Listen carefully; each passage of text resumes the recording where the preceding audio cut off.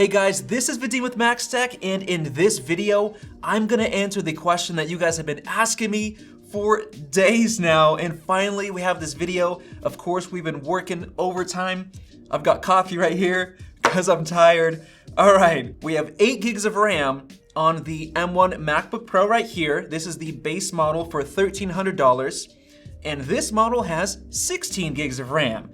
This is the model that's $1,500. In this video, I'm gonna be focusing on comparing the differences to see if the extra 8 gigs of RAM is worth it, and also to see if this model, the base model with 8 gigs, is enough, because this new unified architecture for the memory, it's definitely so much better and so much more efficient than Intel machines, as you guys saw in our previous videos when we compared the Intel models compared to the new M1 models. So without further ado, let's get into it. The first test we're gonna run is Geekbench 5, which is very sensitive to RAM or memory. So we have 8 gigs right here, as you can see, 16 gigs right there.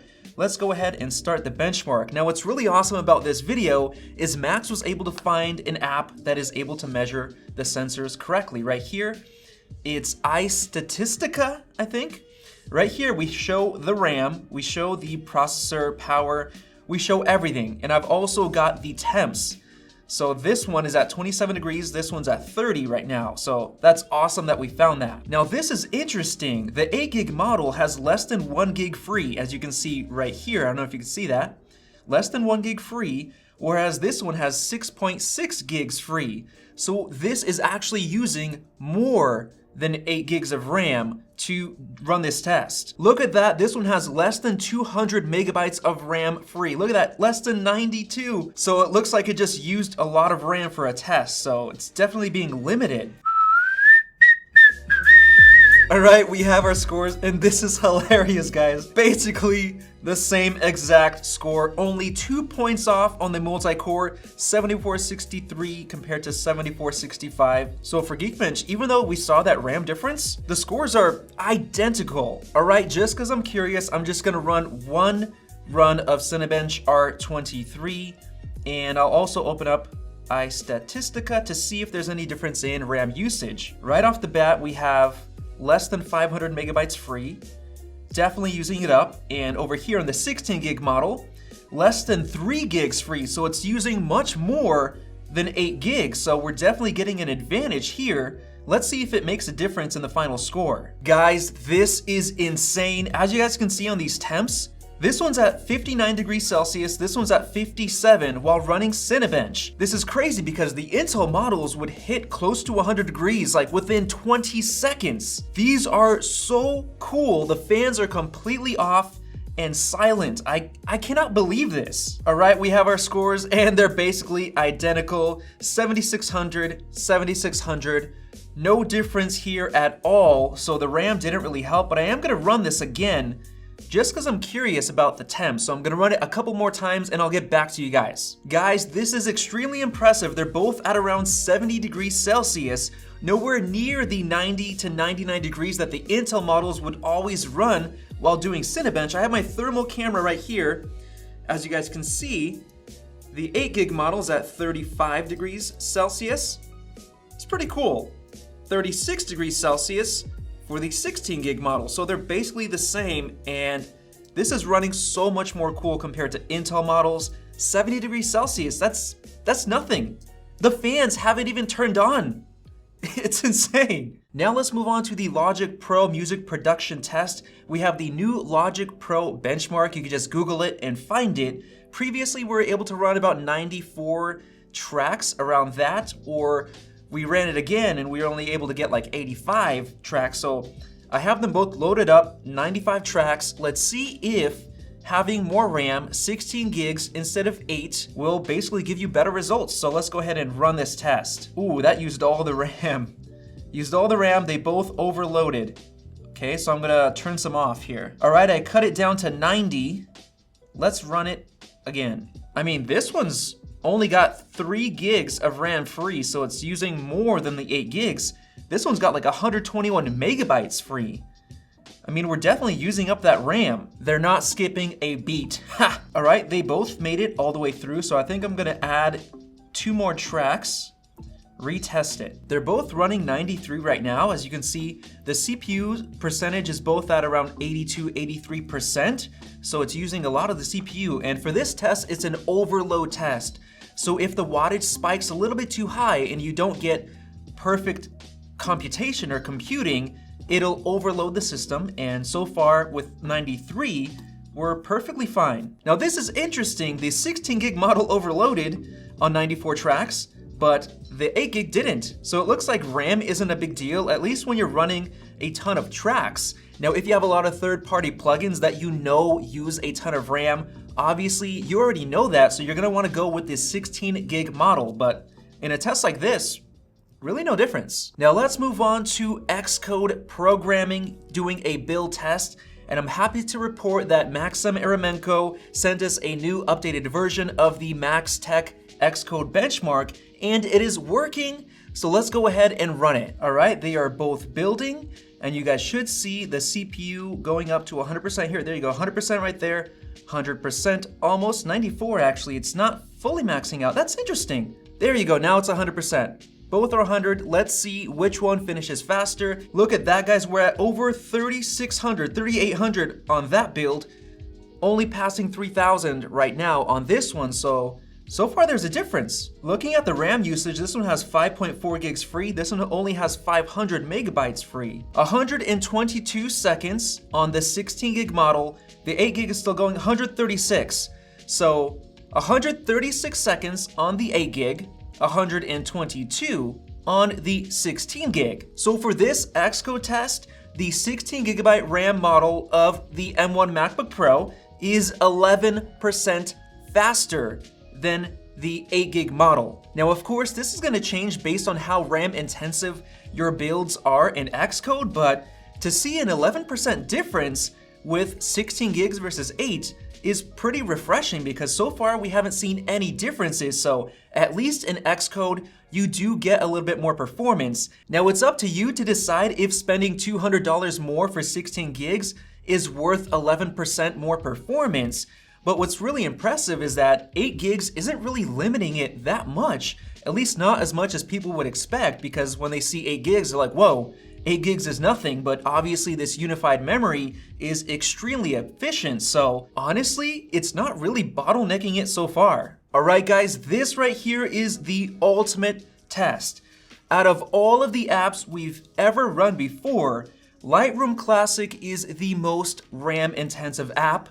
As you guys can see on our 27-inch iMac for $2,300, the 8-core model, there was a massive difference just by upgrading the RAM, as you can see in this chart. Now what makes this test even more interesting is that Lightroom Classic is not updated for Apple Silicon. It's still running the old x86 model that's optimized for Intel, so it's running under Rosetta 2 translation or emulation, so it's not going to be perfect and it's not fully utilizing that unified memory. So it's going to be interesting to see if 16 gigs really helps this test out. The first thing I want to test is simply switching between photos.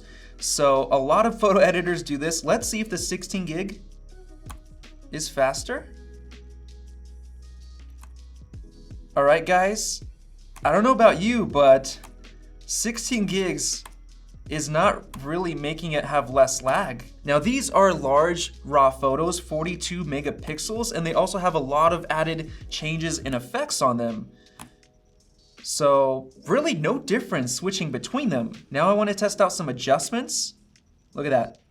Perfectly smooth for exposure. Contrast, perfectly smooth. Guys, this is under Rosetta. If you thought you had to wait for an updated Apple Silicon version, you're wrong. I mean, both of them are the same. This one was perfectly smooth. It's so impressive. Now for the main test, we are going to export these photos, and this is where we should be seeing a difference. Hopefully we should be seeing a difference. All right, I got my stopwatch ready right here, and we're about to export. I am gonna open up iStatistica to see the RAM usage. Guys, this is insane, look at that. We have less than 400 megabytes, less than 300 megabytes free of memory on the 16 gig model. It's utilizing everything. Same thing with the 8 gig, so this is obviously being limited in Lightroom Classic, and I can already see the progress bar advancing on the 16 gig model. This is interesting. I'm now starting to hear the fans on both of them, and that's because we are using some graphics as well. Up to around 44% of the GPU is used along with 100% CPU, so the fans are definitely on. Alright guys, I have the results, and I don't know if this is impressive or not, but the 8 gig model finished in 3 minutes, and the 16 gig model finished in 2 minutes and 43 seconds. So you're really only saving 17 seconds with the 16 gigs of RAM, even though we saw that it was completely using all of it. I mean, so far the 8 gig model is very impressive because that's not that big of a difference. But what will blow your mind is that we already ran this test with the 2020 iMac, the 27-inch 8-core model with 16 gigabytes of RAM, just like this M1 MacBook Pro. It cost $2,300 and it finished this exact test in 2 minutes and 50 seconds. This M1 MacBook Pro with 16 gigs of RAM is faster than the desktop iMac with 16 gigs of RAM that cost $2,300. Now we are seeing a difference between the 8 gig model and the 16 gig model, but to be completely honest, 17 seconds that you're saving going for 16 gigs honestly isn't that much. I totally expected a much larger difference because this is running under Rosetta and this was using all of the available memory. The main takeaway for this test is that 8 gigs is not really limiting you because it's running under Rosetta and it's almost as fast as a $2,300 iMac that was just released like less than 6 months ago. Now let's finally get into video editing with Final Cut Pro. Now I have a 5-minute test. It's 4K H.264, which is a very standard format that a lot of YouTubers use. And this also has extra LUTs and added film grain. And let's go ahead and export and see if there's gonna be a difference in the time. Now looking at our RAM usage, we've got less than 700 megabytes on this MacBook Pro, less than 600 now, and less than 3 gigs on the 16. So it is using more than 8 gigs to run this export test. All right, they both just finished with the exact same time for exporting this, 3 minutes and 5 seconds. That is actually very impressive. You know why? Because even the best i9 16-inch MacBook Pro took around 3 minutes and 20 seconds. The reason for that is because that speed on the 16-inch was limited by the video encoders. The GPU was completely fine, but these are limited by the GPUs. That's because these new M1 MacBooks have new video encoders that are faster than the ones that are in the 16-inch MacBook Pro.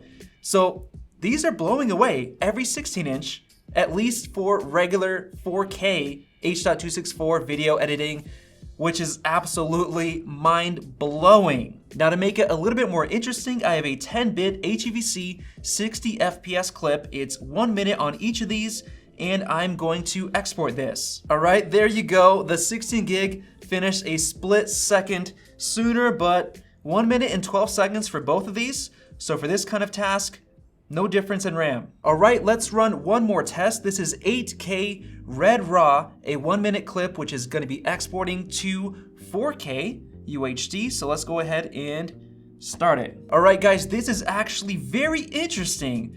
The 16 gig model, the GPU is 100% maxed out, as you guys can see right there. But on the 8 gig, it's only running at about 80%. Which means it's probably being limited by the memory. As you can see, there's about 100 megabytes free on the 8 gig and about 1 gig free on the 16 gig. So it looks like in this more extreme 8K Red RAW test, we're finally starting to see a difference in video editing. This is actually very interesting because the 8 gig should be maxing out the graphics to export this as fast as possible, but it's not. And because of that, looking at the temps, the 16 gig is at 62 degrees Celsius right now, but this one's at 47. It's staying cool because it doesn't have to do that big of a workload. Just jump down to 42 degrees. Now, just because I'm curious, I wanna look at the temps here.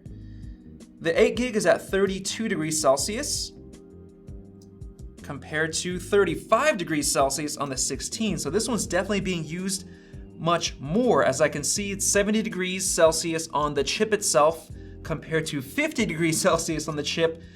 Wow, this is a big difference. It's being used much more. This is insane, guys. These are the results that I have been waiting for. The 16 gig is currently at 76%, 77. The 8 gig is only at 16%. Guys, the 16 gig model just finished. The 8 gig is at 21%. That is incredible. I'm gonna wait for this to finish. While the 8 gig model is finishing up, I'm about to blow your mind.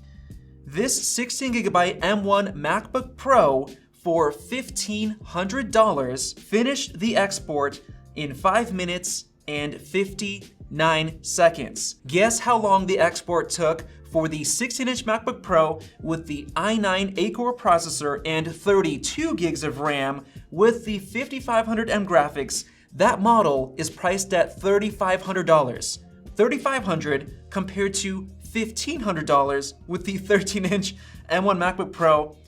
That model took 5.5 minutes compared to this one taking 5 minutes and 59 seconds. Keep in mind that the 5500M graphics is much more powerful than the one in this model, and with 16 gigs of memory compared to 32 gigs on that 16-inch, 29-second difference is honestly not that much. So if you're thinking that 16 gigs is a limitation, not really. I mean, this is performing close to the best 16-inch.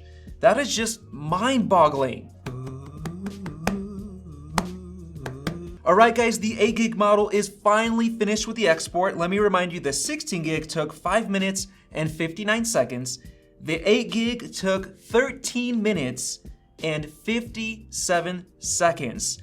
So, the 16 gig model is over 2.3 times faster in this crazy 8K export, and that is definitely worth the extra $200 for the 16 gig RAM upgrade. Now let's finally answer the main 2 questions that we have. Is it worth upgrading from 8 gigs to 16 gigs of RAM? Well, for the most RAM intensive app, which is Lightroom Classic, we only got 10% faster or better performance with the 16 gig model, which is honestly not that much. And even in Xcode, it was 11% faster with 16 gigs of RAM. Now, I personally think that it's not worth spending the extra $200 unless you're extremely serious about squeezing every little bit of drop of performance out of the M1 chip, because 10% performance, that's not a deal breaker for most people unless you're doing this kind of stuff all day and you need it to happen ASAP. However, in the most extreme video editing, 8K Red RAW, which is crazy footage, it is definitely worth it because you're getting 2.3 times faster performance with 6 gigs of memory. But for anything else, for regular 4K editing, HEVC, things like that, there really isn't a difference. So 8 gigs is surprisingly totally fine, and it's performing so well compared to the previous Intel MacBooks, even the 16-inch model. So in my personal opinion, most people should be fine going with the base 8 gig model, and they really shouldn't worry about performance because it's doing so well, better than we expected. And to make it even better, Amazon is currently selling the base model for $50 off, so if you're interested in buying this model, definitely check out the link down in the description below. Now to answer the second question, is 16 gigs of RAM limiting? I would say no, because this is performing almost the same as a crazy high-end $3,500 16-inch MacBook Pro that had 32 gigs of RAM. This is performing almost the same with a weaker GPU with only 16 gigs. So Apple's unified memory is extremely efficient, and it seems like 16 gigs on Apple's unified memory is similar to 32 gigs with the old Intel systems, so it's extremely impressive, and 16 gigs isn't really gonna limit you. So there you guys have it. Hopefully this test answered your questions on memory, and if it helped you out, go ahead and click the circle above to subscribe, because we're really trying to hit 500K subs before the end of the year. Thank you guys so much, and definitely check out those 2 videos of the M1 MacBooks compared to Intel right over there. Thanks for watching, and we'll see you in the next video.